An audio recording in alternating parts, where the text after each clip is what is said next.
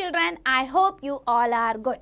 Once again I am here with a new and very interesting topic of SST chapter number 2, India during 18th century. And in this chapter we are going to study about what exactly happened in the 18th century in India. See, India का नाम आते ही we feel very proud जब अपने देश की बात आती है, लेकिन 18th century में इंडिया ने क्या क्या incidents देखे that we are going to discuss in this chapter. India had seen huge empires and kingdoms come and go for thousands of years. एक एम्पायर आता था, दूसरा आता था, एक जाता था, दूसरा जाता था, मतलब बहुत सारे राजा इंडिया में आए, रूल ओवर किया, one after another dynasty. Then we have seen the period of Muslim invasion also, which has been started in the medieval period in the Indian history. बहुत सारे invasion हुए, बाहर से attackers आए, हमला हुआ, हम पे invade करके गए हमारी properties को. And then we have seen the several dynasty also, जो बाहर से आई एंड establish हुई, like slave dynasty आई आपके Tughlaq, Khilji, Syed, Lodhi dynasty, and ultimately the last dynasty was the Mughal Empire. And then Mughal Empire के बाद we were under the control of Britishers. You know बेटा Mughals कैसे India में आए थे? अब्राहम लोधी, जो लोधी डायनेस्टी थी, तो अब्राहम लोधी का जो रूल ओवर था, उनके रूल ओवर से दौलत खान जो थे वो बिल्कुल खुश नहीं थे. He was very angered. So what he did, he betrayed the Abraham Lodi and he called up, invited the Babur from Kabul, Afghanistan जो है, ठीक है, वहाँ से बाबर को उन्होंने इनवाइट किया कि you came to India, we will help you, ये सोच के कि दौलत खान जो हैं वो बन जाएंगे एम्परर. ठीक है, उन्होंने अब्राहम लोधी को बिट्रेड कर दिया. And Babur also decided कि yes, we also need the some another place. Why to conquer always and always again and again Kabul? So he also invaded the India, and when he entered to India through the Khyber Pass, he defeated the Abraham Lodi in the first war of Panipat. You can say the first battle of the Panipat, and from there the Mughal Empire foundation laid down. तो ये था कि Mughal empire जो है बाबर ने first battle of Panipat के बाद establish किया. उसके बाद ये जो मुगल डायनेस्टी थी, it ruled over around 200 years. Babur, then Humayun, after that Akbar के बाद Jahangir, then Shahjahan and then आपके Aurangzeb. So disintegration of the Mughal empire का एंड कैसे हुआ, उसमें बहुत बड़ा हाथ जो था वो औरंगजेब का था. Because during the Aurangzeb reigns ना डिक्लाइनेशन हैज़ बिन, ये डिक्लाइन जो था ये स्टार्टअप हो गया था मुगल एम्पायर का, क्योंकि इसके बहुत सारे रीज़न थे. नंबर 1, जो औरंगजेब था, he indulge in the war with the Deccans. Deccan जहाँ पे ये मराठास की पावर थी ना शिवाजी के साथ, वो डक्कन को एक्वायर करना चाहता था कम्प्लीटली, तो उनके साथ वो वॉर में इंगेज हो गया. अब जब वो उनके साथ वॉर में इंगेज हो गया तो इधर जो उसकी नोबेल्टी थी, जो मनसबदार थे, they were unable to collect the revenues, जो जागीर से कि भाई जो टैक्स था उसको कलेक्ट करने में जो है वो सफल नहीं रहे. और more over they were having their own planning, उनकी अपनी कुछ प्लानिंग चल रही थी, क्योंकि औरंगजेब जो है बहुत लंबे समय से इंटरफेयर नहीं कर रहा था या वहाँ जाता नहीं था, नोबेल्टी से मिलता नहीं था, वो डक्कन वॉर में ज़्यादा इंगेज था. तो जितनी दूर दूर की नोबेल्टी थी, मनसबदार थे, वो ये सोच रहे थे कि भाई हमने इनको कोई फिजिकल रिसोर्स प्रोवाइड नहीं करना. वो जितना भी रेवेन्यू कलेक्ट कर रहे थे वो अपने आप को मजबूत कर रहे थे. They strengthen their own power ताकि they can make themselves free from the Aurangzeb controls. आ रही बात समझ में? जो औरंगजेब के नोबल्स थे, मनसब थे, वो अपने आप को जिस जिस एरिया में वो उनको अपॉइंट किया गया था ना, उस एरिया में वो ये कोशिश कर रहे थे कि जितना भी रिसोर्स वो कलेक्ट कर रहे हैं औरंगजेब को देना है, जो भी टैक्स, वो अपने पास रख रहे थे. तो फिजिकल और आर्मी दोनों ही सपोर्ट औरंगजेब को नहीं मिल रहा था अपने मनसबदार से, क्योंकि उनकी अपनी अलग प्लानिंग चल रही थी. हम तो जैसे ही मजबूत हो जाएंगे हम अपने आप को अलग कर देंगे औरंगजेब से. तो एक ये बड़ा रीज़न था. दूसरा बड़ा रीज़न ये था कि औरंगजेब की खुद की पॉलिसी, खुद का थॉट प्रोसेस. अगर आप देखोगे जो फर्स्ट 6 जो औरंगजेब से पहले जो मुगल रूलर आए, they were having the tolerance policy and they were having the different type of policy through which they can interconnect with the other community in the India. But जो आपके ये एम्परर औरंगजेब थे वो बिल्कुल ही नैरो माइंडेड थे, और उनका क्या था कि उन्होंने इनटॉलरेंस पॉलिसी को अपना रखा था. He was not ready to be a secular in his mind. मतलब किसी भी जो धर्म के लोग, हर धर्म के लोग इंडिया में मिलजुल के रहें, वो बिल्कुल नहीं चाहते थे. He had impose the heavy jizya tax on the non Islamic people. तो ये भी लोगों को पसंद नहीं आ रहा था. तो उनके जो थॉट प्रोसेस थे या उनका रूल ओवर करने का जो तरीका था, even he hadn't followed the policies which he got by his elders, by his father and other Mughal rulers. उसने अपनी ही पॉलिसीज चलानी शुरू कर दी. इवन अगर आप देखोगे ना औरंगजेब को, तो first 6 Mughal emperor rule for the time span of almost 200 year. But in the 58 years of Aurangzeb's death, there were 8 emperors, 4 of whom were murdered and 1 was deposed. तो ये मतलब बड़ी उसने सिचुएशन ऐसी बना रखी थी औरंगजेब ने कि लोगों को समझ नहीं आती थी. तो ये भी कारण था कि भाई जो लोग थे वो बिल्कुल भी इससे खुश नहीं थे. हर तरफ लड़ाई झगड़ा, एंगर, क्योंकि वो शेयर ही नहीं करना चाहता था कुछ भी लोगों के साथ. So that was the reason that Mughal Empire started to disintegrate and decline. और मुगल एम्परर जब ये इनकी डेथ हुई, औरंगजेब के बाद जो सक्सेसर आए, they were known as the later Mughals. And the later Mughals were not so much powerful, they were just the puppet in the hands of their nobles. इतने पावरफुल थे ही नहीं थे कि वो इतना बड़ा साम्राज्य चला पाए. तो जो नोबल्स थे उनके हाथ की कठपुतली बनकर ये रह गए थे. Now moving to the political condition of the India. You know, Mughal Empire well known for uniting the whole country by means of efficient administration developed by the great Mughals. हम ये कहते हैं क्योंकि इतने सालों तक शासन करने का मतलब ये है कि उन्होंने कहीं ना कहीं जो डिफरेंट कम्युनिटीज़ इंडिया में रहती होगी उनको यूनिफाई करके रखा होगा. एक अच्छा एडमिनिस्ट्रेशन सिस्टम वो लेकर आए होंगे, तभी जाके वो इतना रूल ओवर कर पाए होंगे. इतनी अच्छी पॉलिटिकल सिचुएशन उन्होंने रखी थी. But this great empire ended in 1707 with the death of Aurangzeb. अब ये हुआ. अब क्या हुआ कि धीरे धीरे जब ये औरंगजेब की डेथ के बाद जो लेटर मुगल्स आए, they were not also powerful. अब successor of Aurangzeb known as the later Mughals were mere puppets in the hands of their nobles only, and these nobles aligned with the other powerful person. See, they themselves into the several fraction on the basis of their separate origins. The consequences of such fraction being formed was that every group vied with each other for supremacy at the time of consolidating its own power. जितने भी आए वो आपस में ही लड़ रहे हैं. उनको कोई मतलब नहीं कि इतने सालों से ये मुगल डायनेस्टी चली आ रही है तो हम इसको संभाल के रखें. उनके में आपस में ही लड़ाई हो रही है कि कौन गद्दी पे बैठेगा, कौन पावरफुल है. तो कोई भी इसका फ़ायदा उठा लेगा और नोबल्स तो इसका फ़ायदा उठा ही रहे थे. Now see in the yellow box new reasons आपको दिए हुए हैं. Gradually many provinces ceded from the empire. The wazir Chin Qilich Khan found the state of Hyderabad. और यही होगा, जब राजा बेटा स्ट्रांग नहीं होता ना, तो राजा के अंदर जितने भी नोबेलिटी होती है ना, मंत्री होते हैं या जागीरदार होते हैं जिनको एरिया दी होती हैं अलग अलग कि आप इनको रूल ओवर करो, यहाँ से टैक्स कलेक्ट करो, उन्होंने क्या किया, उन्होंने अपने आप को इंडिपेंडेंट डिक्लेयर कर लिया. अलग ही हो गए वो इनसे. जिसमें आपका सबसे बड़ा नाम आता है चिनक्लेज खान का. उन्होंने हैदराबाद स्टेट बना दिया, अपने आप को निज़ाम डिक्लेयर कर दिया दक्कन में. देन ईस्ट में देखो गवर्नर मुर्शिद कुली खान, उन्होंने क्या किया, बंगाल और उड़ीसा को होल्ड अप कर दिया. जी हम तो मुगल के अंडर आते ही नहीं, मैं तो इनका खुद का रूलर हूँ. Then in the centre of the empire अगर आप देखोगे, governor of Awadh and Punjab, they also became practically independent. जी हम भी नहीं हैं, हम तो इंडिपेंडेंट राजा हैं.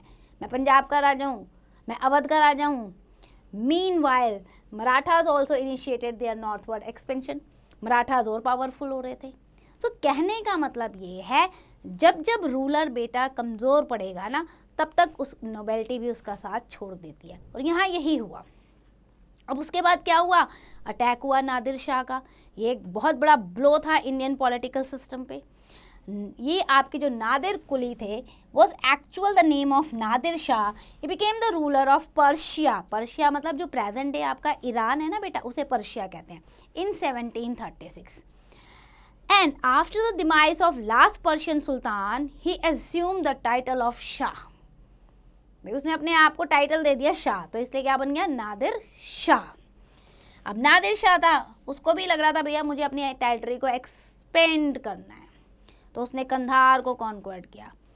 And before turning his attention to India, Kandahar को कॉन्क्वर करने के बाद then he was very aware about the chaotic political condition of the India. उसको ये समझ में आता है इंडिया में ना बड़ी मतलब उथल पुथल चल रही है पॉलिटिकल सिचुएशन में, कोई भी स्ट्रॉन्ग रूलर नहीं है, आपस में ही रूलर्स की लड़ाई हो रही है, इनएफिशिएंट मुगल रूलर्स हैं, अगर इस समय इंडिया जाया जाए तो बहुत प्रॉफिट होगा। बस उसने इसका फ़ायदा उठाया। 1739 में he attack the India, defeated the Mughal army and in the battle of Karnal in February 1739 पूरा हरा के क्या किया इसने, he made the prisoner and Delhi came under the control of Nadir Shah. राजाओं को हराया, प्रिजनर बनाया, दिल्ली को अपने कंट्रोल में ले लिया, दिल्ली की पूरी वेल्थ उसने मैसिव स्केल पे बेटा प्लंडर कर दी, उखाड़ के फेंक दी, मतलब कि पूरा लूटपाट उसने कर लिया। And Persian troops left Delhi in May 1739 by carrying wealth. अब देखो वो क्या लेके गया था यहाँ से, उस समय की मैं बात बता रही हूँ 1739 की, उस समय की अगर आप वैल्यू देखोगे 70 करोड़ रुपीस, आज का पता नहीं कितना रुपया होगा, उस समय की वर्थ थी 70 करोड़ रुपीस। वो यहाँ से लेके गया दिल्ली से, along with the fabulous Kohinoor diamond and the priceless peacock throne. Peacock throne जो था ना बेटा, ये जो मुगल एम्परर शाहजहां थे ना, उन्होंने बनवाया था, और इस पिकॉक थ्रोन पे बेटा बहुत सारे जो प्रीशियस स्टोन्स होते हैं ना, डायमंड्स, रूबी, ये सारे प्रीशियस स्टोन से बना हुआ था, बहुत ही महंगा, बहुत ही मतलब डिफरेंट किस्म का, अपने आप में एक यूनिक पीस था। वो भी उठा के वो ले गया। और क्यों ले गया, ताकि मैं दिखा पाऊँ कि भैया देखो पर्शियन पावर कितनी स्ट्रॉन्ग है। इतना लूटपाट करके नादिर शाह यहाँ से गया। Then this left the empire wide open to the threat to the invasion।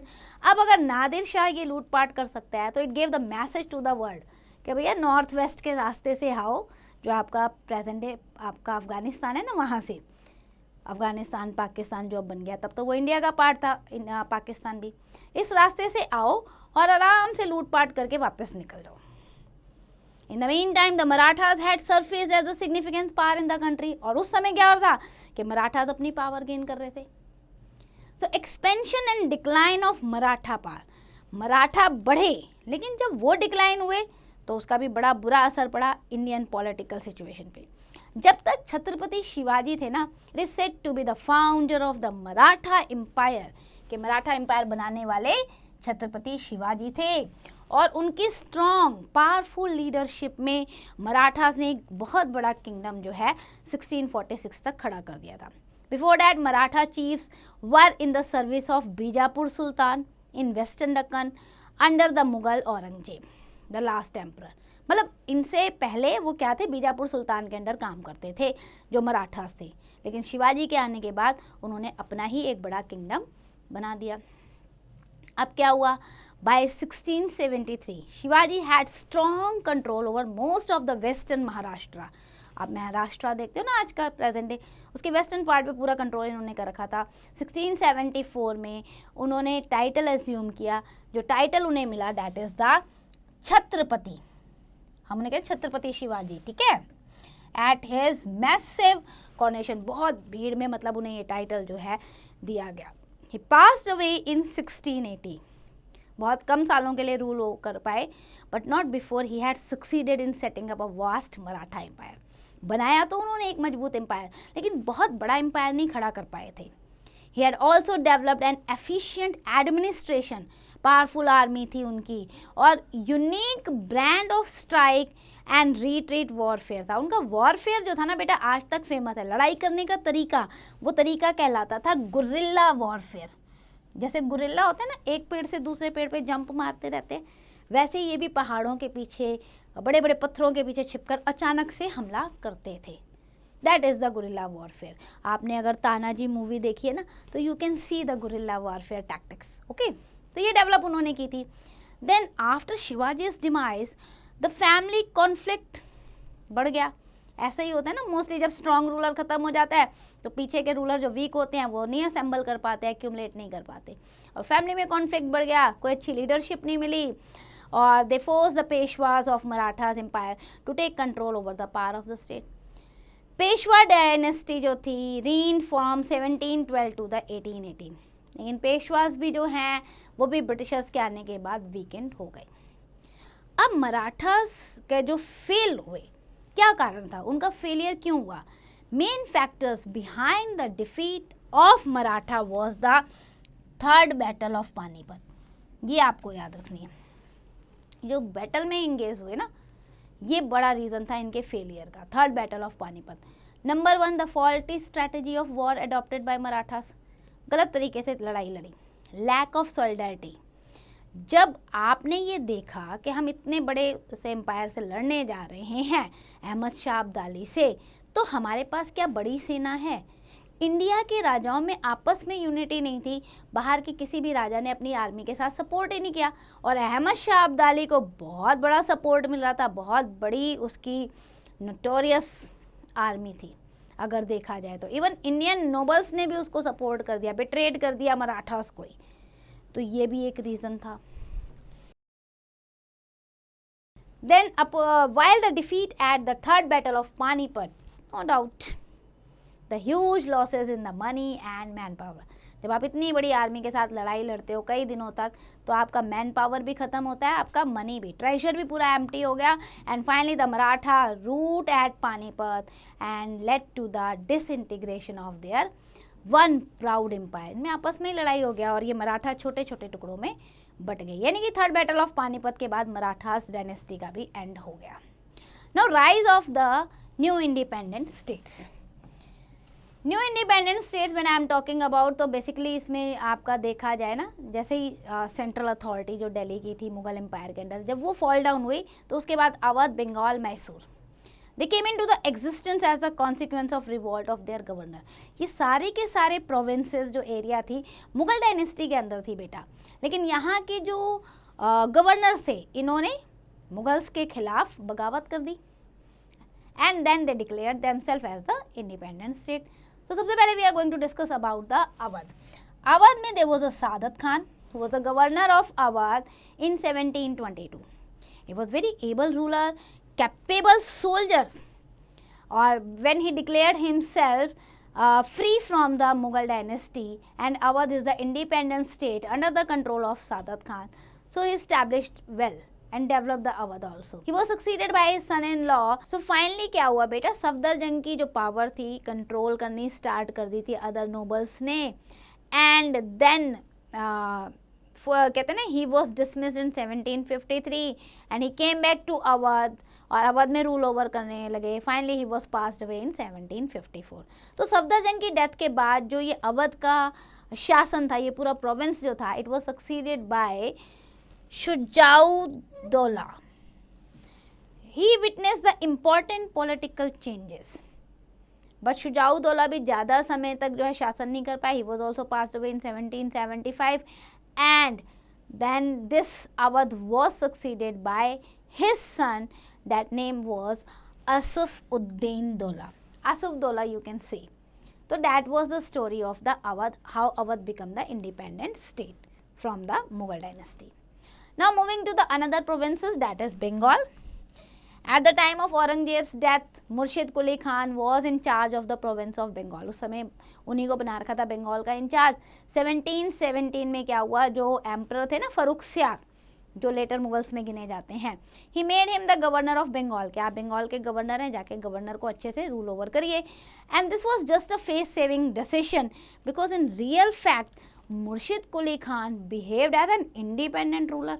अब फरुखसियार ने तो उन्हें भेजा था एज ए गवर्नर, लेकिन वो तो बंगाल में जाके अपने आप को इंडिपेंडेंट रूलर डिक्लेयर कर दे, जी बंगाल तो मेरा है, बंगाल का राजा मैं हूँ, ये नहीं है फरुखसियार का। इस तरीके से वो ट्रीट करने लग गए। अब during his time the province prospered, वहाँ जाके वो राजा की तरह रूल ओवर कर रहे थे, तो अच्छे से बंगाल को डेवलप कर रहे थे। बंगाल प्रॉस्पेर हो रहा था, अच्छे से ग्रोथ कर रहा था ट्रेड में, and gradually the Bengal became the very developed province and succeeded in generating the prosperity of the region also. Abhi after his death, his death मतलब आपके ये जो गवर्नर है मुर्शिद कुली खान, जिन्होंने अपने आप को इंडिपेंडेंट डिक्लेयर कर दिया, उनकी डेथ के बाद उनके सन इन लॉ जो थे ना शुजाउद्दीन मोहम्मद खान, ये इन्होंने बंगाल की गद्दी को संभाला। उन्होंने भी अच्छे से एडमिनिस्ट्रेशन किया, कुछ इम्प्रूवमेंट की, रिस्टोर किया स्टेट को, फाइनेंस को आगे बढ़ाया। But because of to his vices power slipped in the hands of advisers, क्योंकि ना वो ड्यूअल मतलब कभी इसकी बात सुन रहे हैं कभी उसकी बात सुन रहे हैं, तो धीरे धीरे पावर चली गई उनके एडवाइजर्स के हाथ में, आलमचंद, हाजी अहमद एंड जगत Seth. Jagat Seth they act as a banker, जो नहीं प्रोवाइड करते रहते हैं पैसा टाइम टू टाइम, ऐसे थे। तो Shujauddin passed away in 1739 and his son that was the Sarfaraz Khan became the next ruler of Bengal.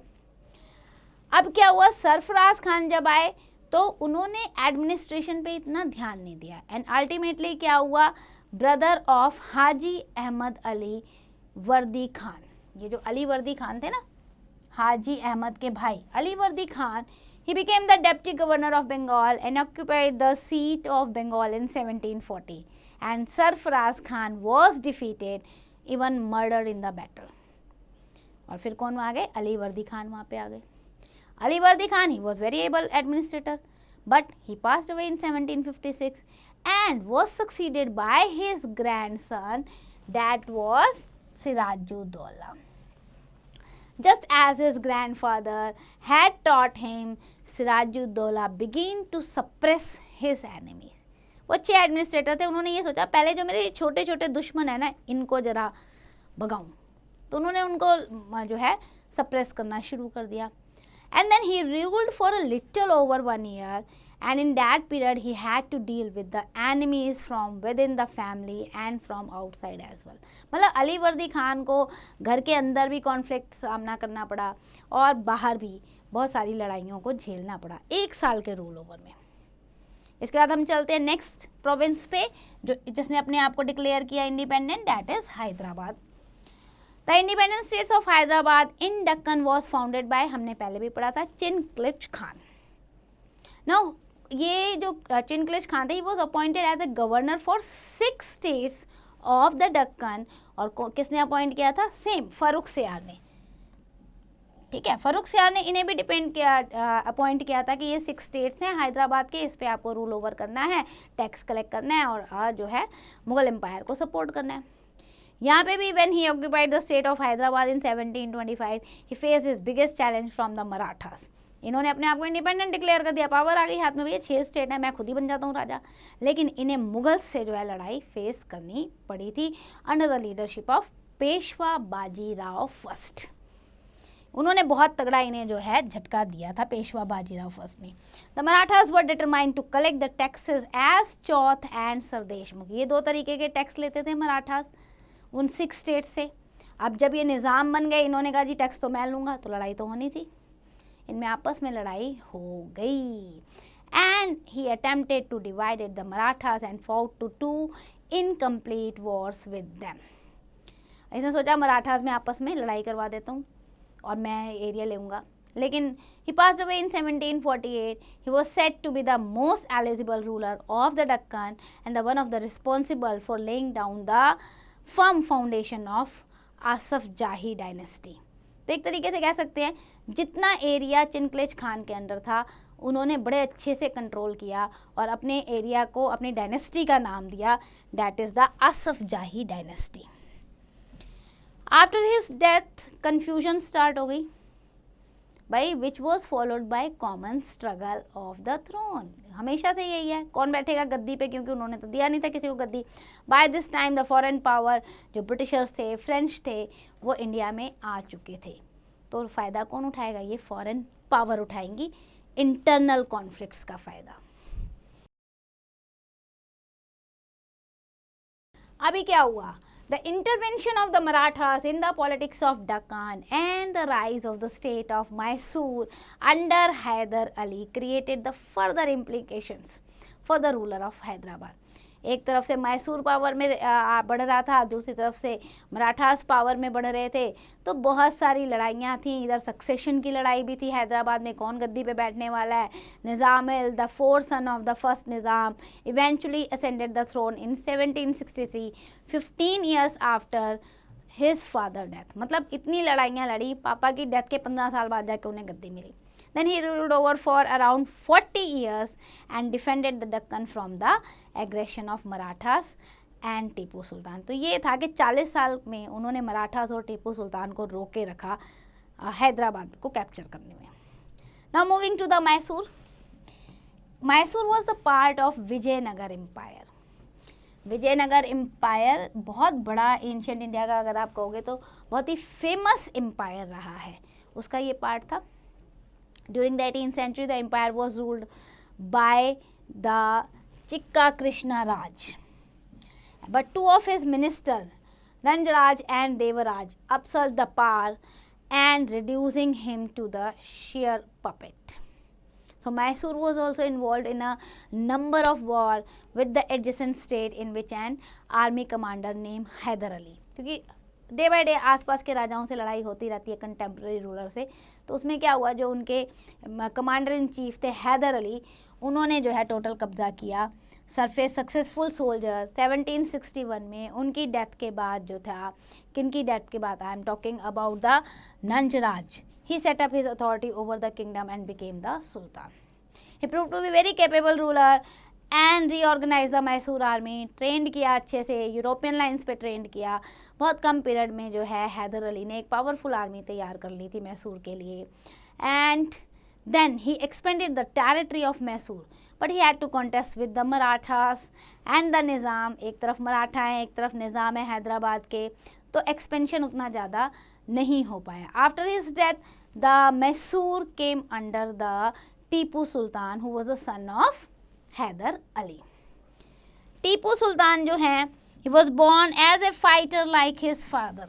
He was a great fighter, but not a good diplomat. He introduced several reforms to westernize his army, made a modern navy. भाई modern navy भी बना ली, French troop से उन्होंने जो है पूरा का पूरा सीखा भी। उन्होंने he send the trade mission to the several countries of West Asia and Europe. Even उन्होंने यूनिफॉर्म कॉइनेज सिस्टम को भी इंट्रोड्यूस किया था और न्यू कैलेंडर को भी। He undertook several reforms to improve the condition of the people of Mysore. तो economic major अगर देखा जाए तो ग्रेट प्रोग्रेस उन्होंने की थी, बट कहते हैं ना डिप्लोमेटिक रिलेशन वो नहीं बना पाए थे। हालांकि उनके टाइम पर मैसूर बहुत तेज़ी से डेवलप कर रहा था, प्रोग्रेस कर रहा था। But he was passed away in action while fighting the fourth Anglo Mysore war. अंग्रेजों के साथ लड़ाई करते करते जो फोर्थ लड़ाई उन्होंने लड़ी तो 1799 में उनकी डेथ हो गई। अब बात करते हैं इकोनॉमिक कंडीशन की। तो main source of livelihood for the bulk of population in India at that time was agriculture. सबसे ज़्यादा लोग एग्रीकल्चर में इंगेज करते थे। While the main income of the state was land revenue, और राजाओं की इनकम भी जो होती थी वो लैंड रेवेन्यू से ही होती थी। रेवेन्यू मीन्स यहाँ पे टैक्स है। द पीजेंट्स यानी कि पुअर फार्मर, उन पे इतना ज़्यादा टैक्स लगा दिया जाता था कि भाई वो tax they were unable to pay the tax. And in the absence of uniform taxation system, कभी कोई राजा कुछ टैक्स लगा रहा है, कभी कोई टैक्स लगा रहा है, कोई यूनिफॉर्म टैक्सेशन सिस्टम नहीं था। But they did not get any clemency or relief from the state in case of any natural calamity. कभी बाढ़ आ गई, अर्थक्वेक आ गया, सूखा पड़ गया, ड्रॉट आ गया, कभी भी किसी नेचुरल कैलेमिटी ने, किसी राजा ने उनको जो है रिलीफ नहीं दिया। तो उनकी condition day by day worst हो रही थी।